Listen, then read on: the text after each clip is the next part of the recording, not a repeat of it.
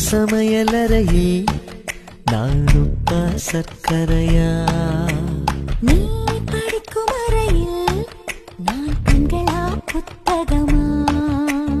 உன் சமையலறையில் நான் உப்பா சர்க்கரையா? நீ படிக்கும் அறையில் நான் கண்களா புத்தகமா? நீ விரல்கள் என்றால் நான் நகமா மோதிரமா?